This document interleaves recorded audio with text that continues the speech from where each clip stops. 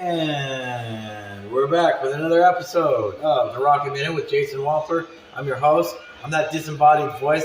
Hey folks, I've determined I'm not a very photogenic individual, and I believe that it would require a tremendous amount of Hollywood magic plus a membership to a gym to make myself look any more acceptable on film. That's okay. What's not important is my appearance. Well, it should be, but not to these videos. It's important to these videos because I want to show you how to cut this material right here into lightweight rocket fuselage. You can see the wall thickness is very, very thin. I've been using this stuff for a while. You can't use that much super glue on this material. It's so thin. You definitely can't use accelerators for a super glue on this, or cyanoacrylate accelerators. This stuff will crack and break. So you have to be careful. If you have the patience for epoxy, use it to glue this. But we'll talk about that later. We're going to cut this material. I'm going to keep, excuse me, that is a gross habit. I'm going to keep the very, very end of this material. Actually, no, you know, I get rid of the very end of this material because there's a section that I don't like. I don't really want my rocket that long. So another thing you have to determine is proportion. Determine the proportion of the length of the rocket you want. You don't want something that's just so long and thin that it'll be difficult to transport and will be damaged either in storage or flight or recovery. So you want to be careful. I know that Estes makes a paper thin, or excuse me, a very, very long, very thin rocket out of craft paper. I made the mistake of buying one of those kits. Well, actually, it wasn't a mistake buying the kit. It was a really interesting kit. Now, the craft paper is very high quality from the Estes rockets. The problem is I painted the rocket. I left it out overnight, and I failed to understand that craft paper does not sit well with outdoor applications.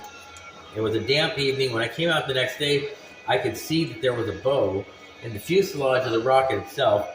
So don't do that. This stuff won't happen to this, but this, you know, you can use as much CA, cyanoacrylate, and accelerator as you want with craft paper.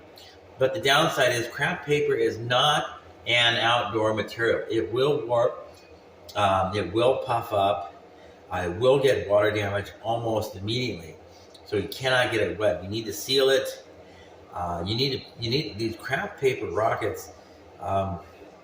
There's one girl on YouTube that does she does build rockets. She's so excited about getting a level 2 certification. Really nice girl. I wish that she'd contact me. And she uses craft paper tubes from other people, but she's really smart. What she does with those craft paper tubes, she wraps them in fiberglass, and she wraps them with fiberglass cloth and fiberglasses them, and then sands down the surfaces. Now, there's an extrusion machine that I'd like to build where you just pass tubes through this circular extrusion machine, certain diameter tube, and it cleans up the outer surface. And that would be ideal for what's called vacuum bagging craft paper tube. You can buy vacuum bag craft paper tube that is obviously craft paper tube that is vacuum bagged with high tensile strength, carbon fiber, fiberglass hybrid from a place called Public Missiles. I don't really care for that name. It's called Quantum. I don't know if it's called quantum tubing or something else. It's a little over $400 for a 6-foot length. And it's a 4-inch diameter tube. You can use it for your level 3 certification. And of course, as everybody knows, once you get your level 2 certification, you go for your level 3 certification, which is what real rocketeers, men and women alike, do. Then you're looking at exponentially more expensive projects. Of course, I'm going to do that myself, but one of these days, when I hit it big with some of my patented inventions, I sell a lot of rockets online. I make some money off these YouTube videos by asking people to be very kind to hit the like, the subscribe button, and leave comments. I need comments. I want as many comments as you guys can leave. Then we'll do things that way. But the first thing I'm going to do, because I'm yammering on, I still have yet to get my level 2 certification. I tried way back in 2001. That was 22 years ago. I failed the test. Andy Werner gave me the written test. Andy Werner used to be the head of Diego Area Rocket Team with DART, within North San Diego County, near Placer City or right around Placer City, and I failed the test. So I don't have access to anything over an I-200 right now. I only have my level 1 certification. Andy Werner gave me my level 1 certification. I passed it. I built a kit. It took off and landed successfully, and I had a picture of it before I gave it away. I don't know why I did that. I'm delusional and I have no common sense. That was probably the reason. But anyway, if I'm going for my level 2, I have the motor system for my level 2. I'm a little cash poor right now, so I have my eye on the vinyl tubing from my folks at Paragon Plastics in Tustin, Orange County, California, near the 405, near the 55 freeway. And they've got the perfect stuff for level 2 and level 3 certification.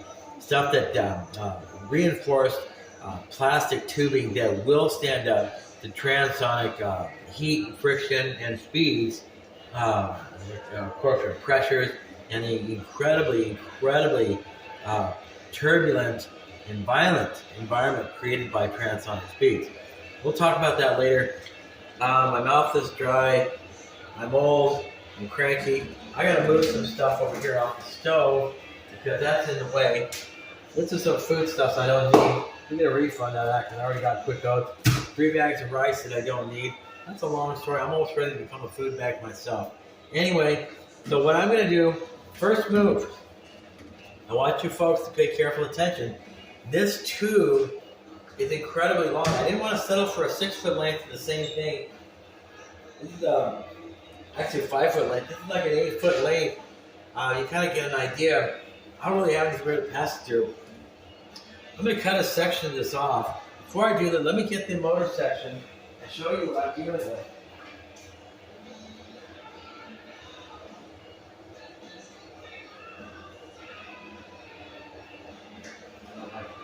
I used a lot of, by the way, I used a lot of double-sided tape on this to put this together. This is a 4-engine rocket this fuselage is going to with the screw-in removable motors that I made. We saw that video the other night.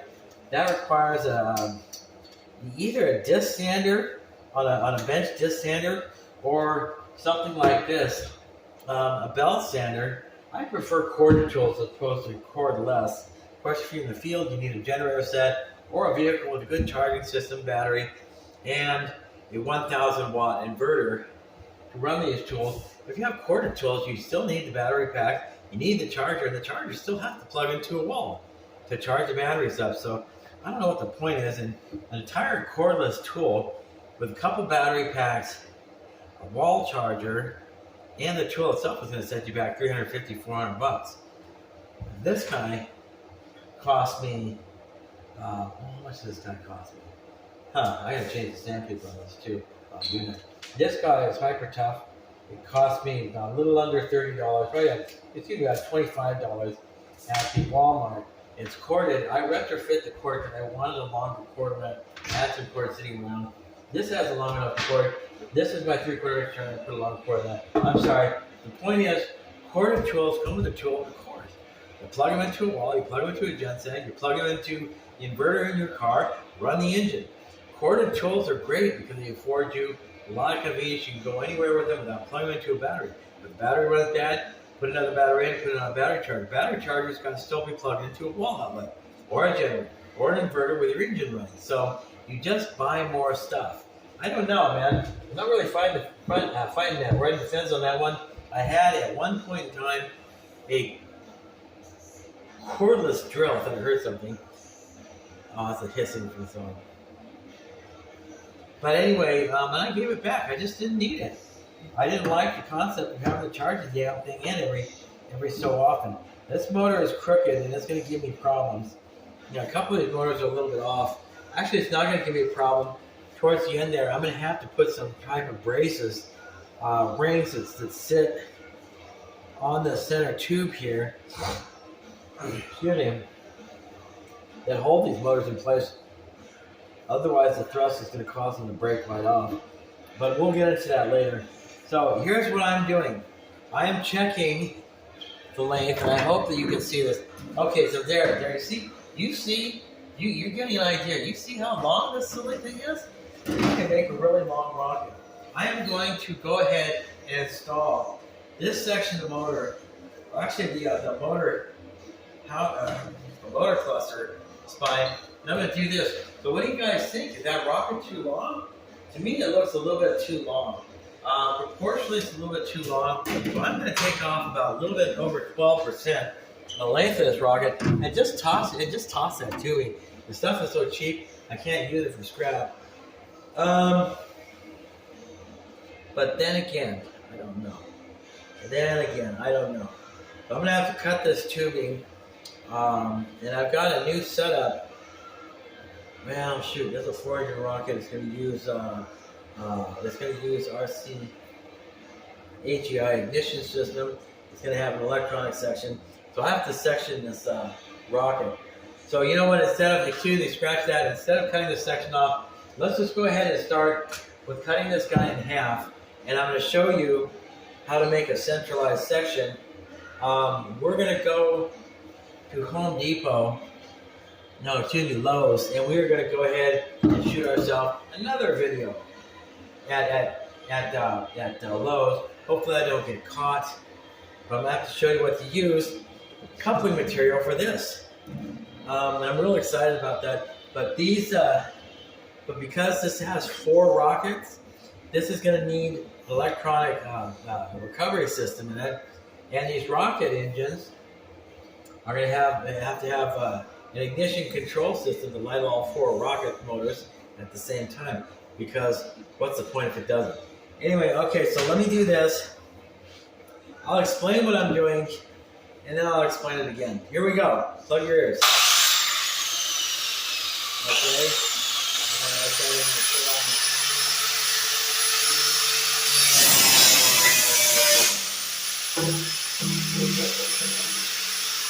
Okay, so I cut it in half.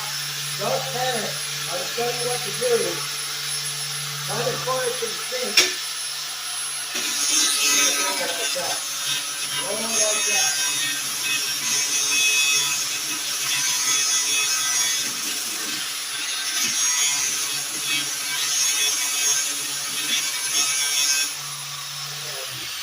You don't really need to wet sand this material either.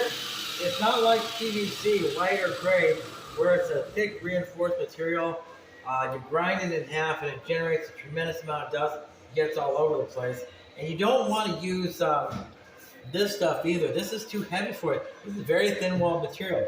The other thing you don't want to use, like I said, is well, you want to avoid using super glue as much as possible on this type of airframe. But here's the thing. This is thin material. You don't want to come down on it super hard. You can use light passing strokes with a block sander. Do not use belt sander with it. Don't use any harsh chemicals. Don't use these Iron Man Gym removable wigs, because maybe even the scrub pad is a little bit harsh. Don't use a material removal tool either, because there's not much material to work with to begin with. This stuff looks like literally about 1/32 of an inch thin. It's flexible. It's designed to insulate sodium vapor tubes, fluorescent lights. You can still get this stuff at Home Depot and Lowe's, but if folks in aerospace want to steal my ideas, maybe it's not going to be available for much longer, because people follow my act. Once I make public knowledge of the fact I'm using these materials, they kind of get taken away, because I think people are taking them up and using my ideas and using this material, which explains a lot of things. I know it sounds like I'm delusional or crazy. I don't know what to tell you. I already told that story before. I put my rockets in the back, the prototype rockets, way back in 2023 years ago. I come back half an hour later, they were snatched up, they were gone. I left a rocket prototype down on the grass in Buena Park. I swear to God, who in the hell would come and pick the damn thing up? It's about 12 feet, a 4-inch Schedule 40 ABS. It kind of looked like a rocket. It kind of had a nose cone on it. It had had a coupling and everything. I left it there. I didn't leave it there for very long. I left it for an hour. I came back, and for God's sake, man, the damn thing was gone. It was nowhere to be found. None of the neighbors knew or saw anything. So don't lose your rockets. If I leave these rockets alone out in the open, and they look like rockets, it's almost like somebody's following me around, trying to find out what I'm doing next. I take it as a compliment, but you know what? I can't afford to lose much more right now because I just don't have that much money. So we're gonna square grind this edge too. I'll show you what I'm gonna do.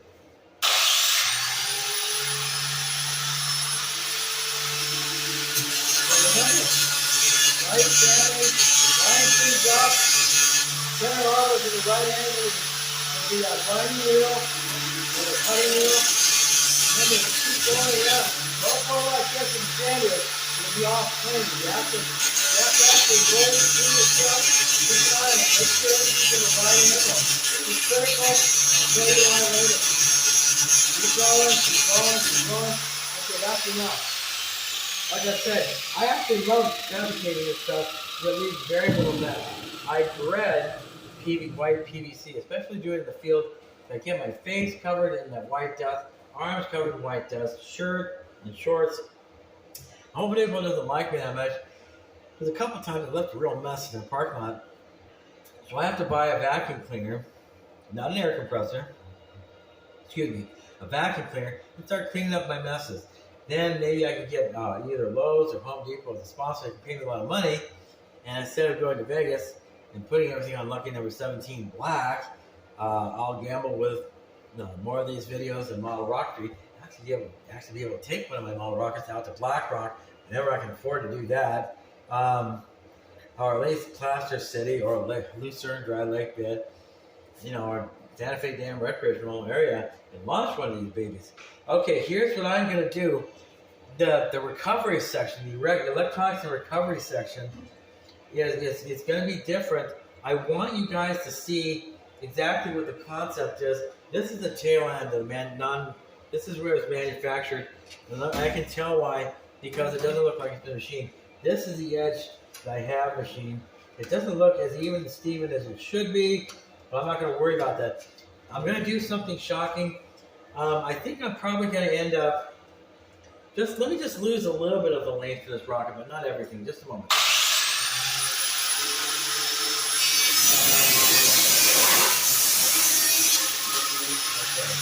Find the corner of the stick. Roll it. Roll it the direction.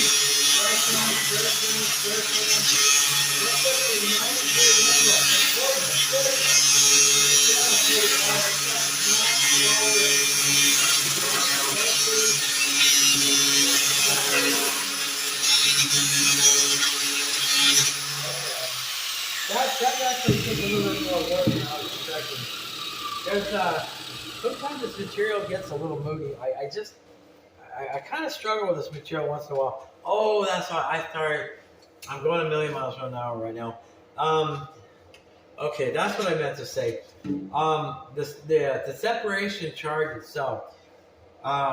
When you use black powder and you ignite it as a separation charge, you can get GoX, double F, or triple F black powder at any gun shop, and you don't have to have a license for it, but you got to be really careful with that stuff.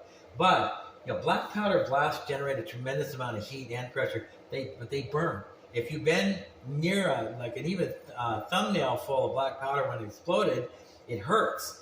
And it will burn your skin.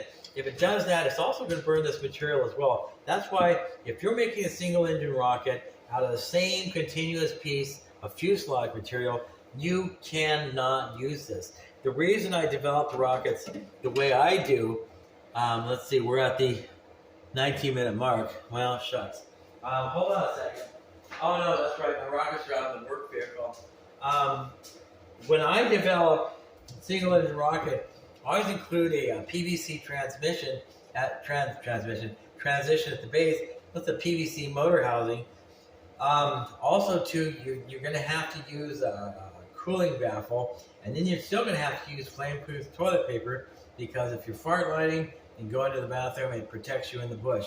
I'm sorry, that was a bad joke. But the point is, the heat from black powder blast will melt and distort this. So you cannot use it that way. The way I use it is the PVC motor housing with the screw-in motor technology and PVC neck transition. It looks really neat, but it serves a purpose. This stuff will melt. It will distort. It'll look like you left a hot dog in the microwave for too long, and if you paint over it, it's going to melt the paint too. Learned that the hard way. Last couple of rockets of mine, about 10, 12 years ago, did not work properly. I got one flight out of one, but bad material selection, bad design. No, I did center of gravity calculation. I didn't do the center of pressure calculation, and that's important. We're going to talk about that too once we get to the tail end of construction of at least one of these rockets right before I'm ready to fly it. And I'm going to refer you to some other videos. I have to do research on where those videos are and what they're called. But if you type in how to calculate a rocket's center of pressure, or CP, Charlie Paul, CP, center of pressure, on YouTube or Google, they will refer you to YouTube videos where people actually explain the formula to you. It's complicated. Math is complicated. Center of pressure calculations for any rocket is absolutely positively the most critical, vital calculation you make on a rocket if you want the thing to get off the pad. But I'll do some research on that, and I'll get a couple of websites that I like that teach you the math on how to find a center of pressure. We're going to do that later. Hey guys, the next video we're going to shoot is a basic 5-minute video on my other phone. We're going to be at Lowe's. I just need to shop for a couple of items. I'm going to take this little sample with me and square sand it, but we're going to get what's called coupling material. And inside the coupling material, I'll probably end up shooting a third video tonight, is where we're going to house the recovery electronics. Also, I have an issue that I have to wrestle with, which is the fact, I just remembered something too. I'm going to have to pass the wiring down to the head ends of these motor tubes for the RCHEI ignition control unit, which stands for remote control head end ignition. It's something that I invented, but I haven't patented. And you know what? I bet somebody's going to watch this video, steal that idea too, and steal the name. That's okay. They can't steal my soul. All right. My goodness, we're at 22 minutes. How the time flies when you have fun. All right. This is Jason Wampler, your host of The Rocket Minute. Now shoot a couple more videos.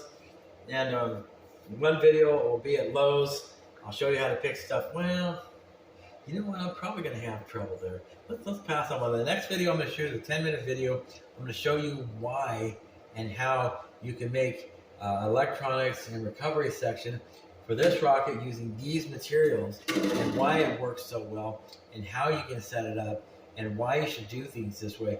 This is very, very, very light, flimsy material, but it is excellent for subsonic rocket airframes, which is what this rocket's going to be, but probably about, I would say at the most 3.5 second burn time motors, maybe even 4.5 second, maybe even 5 second burn motors, depending on how I set up the motors themselves. We're not going to talk about building rocket. We're going to talk about motor systems, but loading them with propellant formulas and everything, which is something I look up as well. You don't fool around with that. We're going to hold off on doing that to get things a little bit more settled and organized. All right. We were at the 24-minute mark. My name is Jason Wampler. This video is going to take forever to upload to YouTube. That's okay. This phone is for a dedicated purpose. I'm your host, Jason Wampler. And you know what? Let's find out where Paxton and Valencia are, because they haven't been on the last two videos. They need some FaceTime. Come on, you guys. Say hi. Say hi. Paxton and Valencia. You know what? I see 4 ears, 4 eyeballs, and a bunch of black fur. Whatever.